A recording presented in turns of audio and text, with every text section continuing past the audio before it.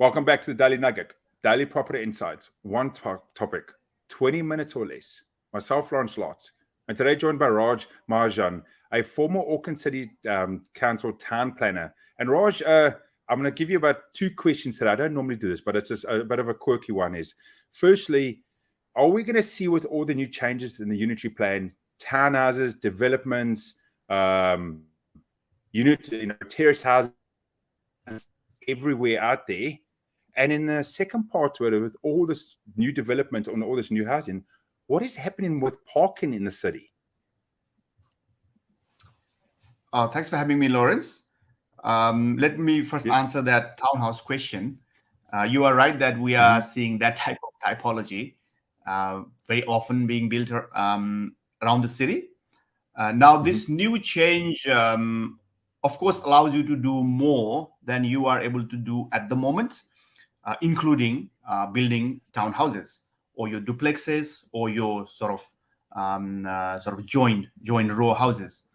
Now, are we going to see only that type of development? Probably, the answer probably is not necessarily, because these changes kind of allows you to do that. It gives you flexibility. It enables you to build townhouses.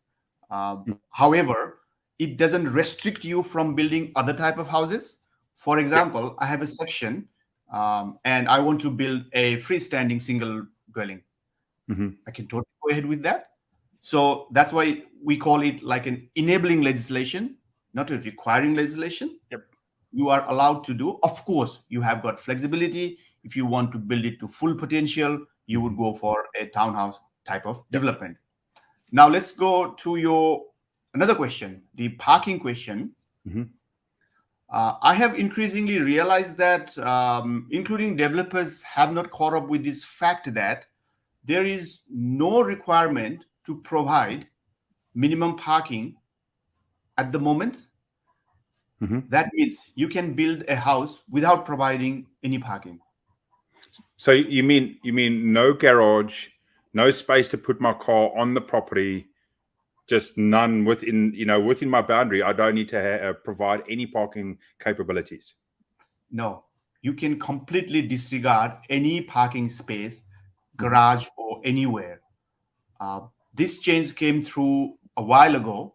Actually, it was driven by the central government, and Auckland Council has already put it in its Unitary Plan.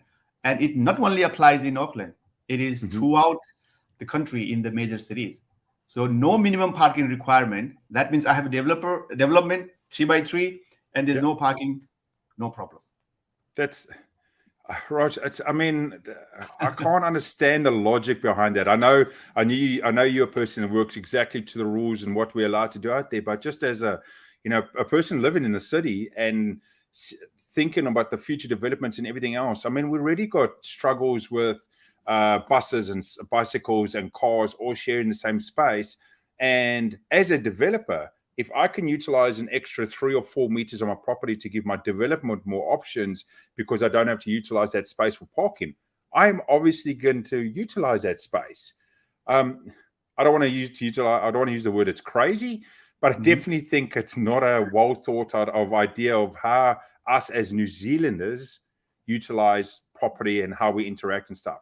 I know this is sometimes very popular in the UK and that, but that's culturally how they do their property, not necessarily how we do it in New Zealand. Lawrence, I'm just a messenger here to clarify. that is the rule, right? You can go ahead with the development without providing any parking for residential developments, right? I think the logic there when this was being drafted was to shift the mode of transport from a car-based to alternative transport.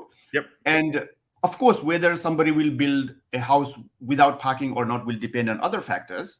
Now, you will notice more of this type of developments without garage. Or let's say there is 10 houses built, but there are only 5 parking spaces somewhere within the property.